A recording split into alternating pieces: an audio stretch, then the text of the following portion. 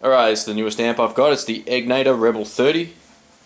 There's a whole bunch of demos online about these, but not a whole lot about the Rebel 30. I'm going to just give you a brief overview. This is the foot switch it comes with. It's metal, has good switches, buttons, has a channel selection from clean to dirty, and a reverb on and off toggle as well. So that's pretty cool. And reverb, as I'll explain later, can be set to different levels for each channel, which is really cool. That's the foot switch.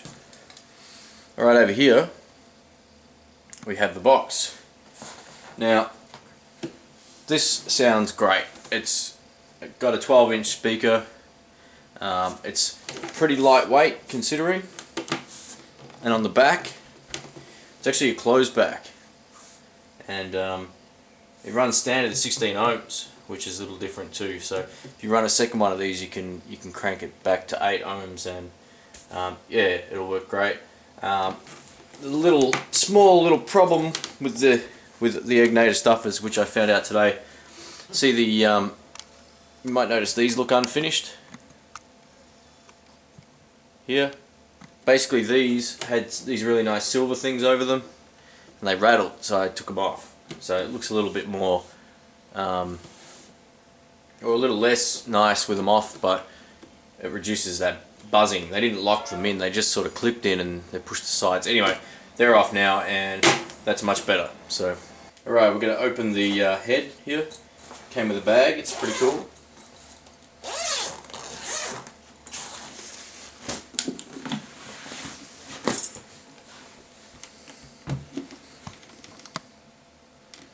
Alright, now before I was talking about the handles, these are what's usually on them, these nice silver things. Due to the vibrations, I took it off. But anyway, so that's what it looks like with the head.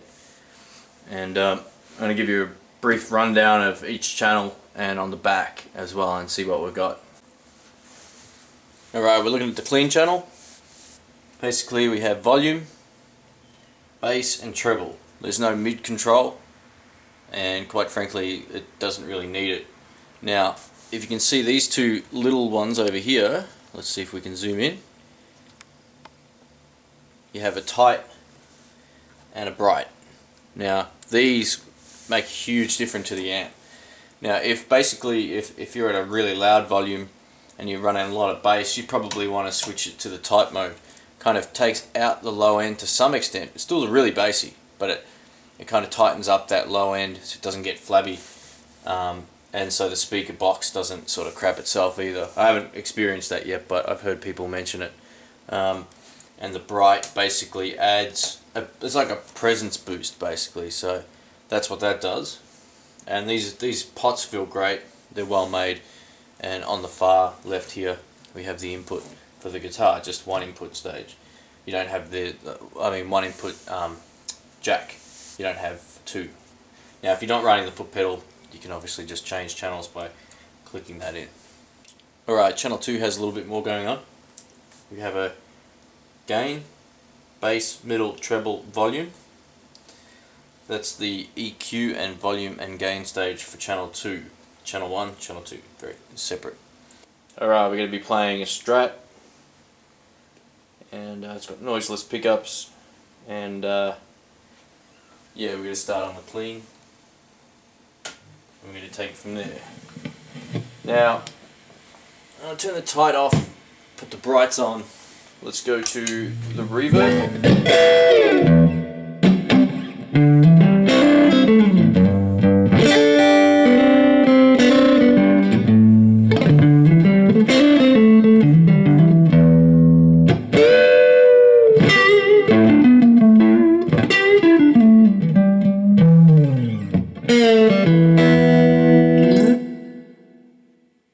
Quite a lot of reverb on there actually. Just back that down a little. I like my reverb.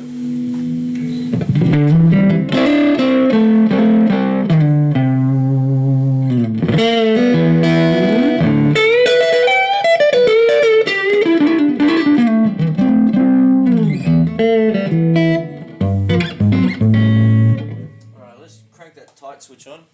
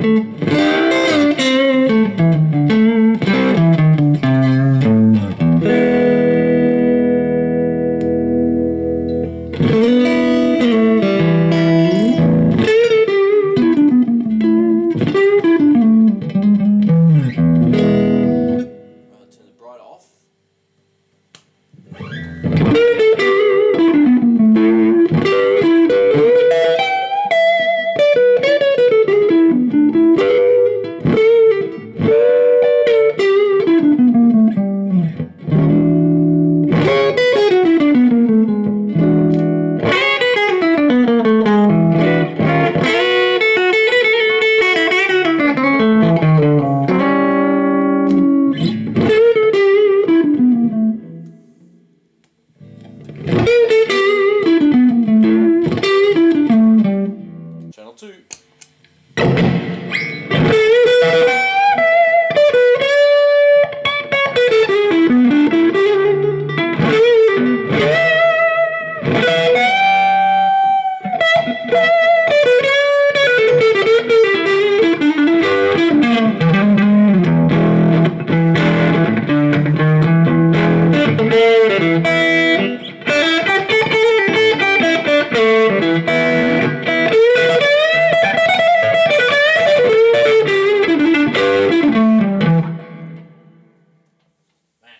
That's good. Alright, let's turn the tight on, turn the bright off.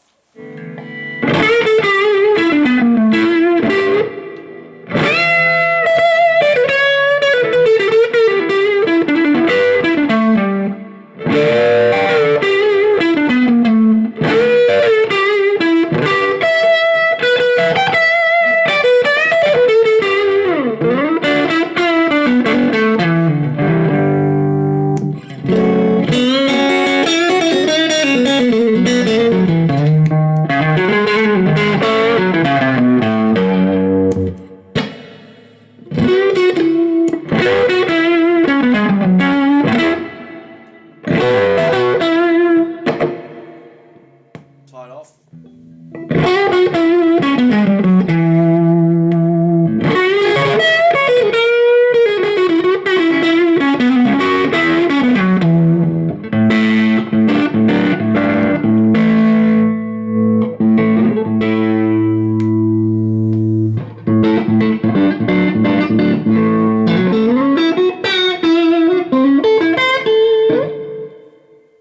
Try the tube mix. Let's go all the way to the left on the drive channel.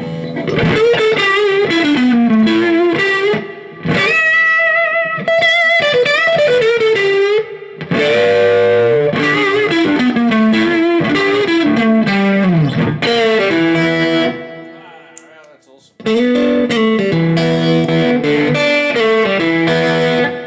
Now let's go all the way to the right.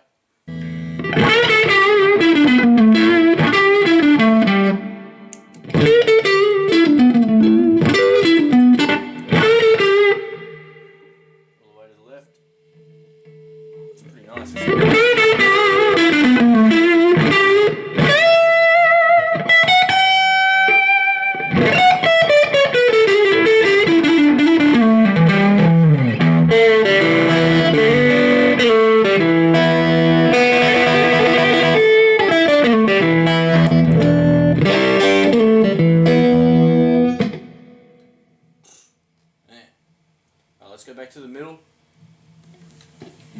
Channel 1.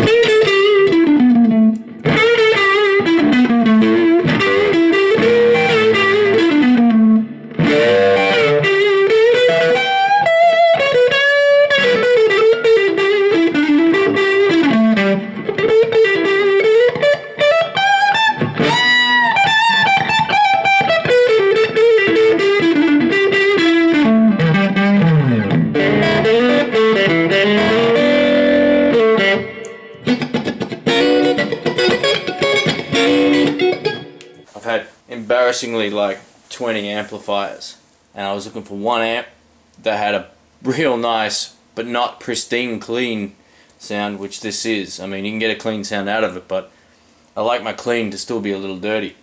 And then that drive channel is like blues heaven, man. I could play that all day.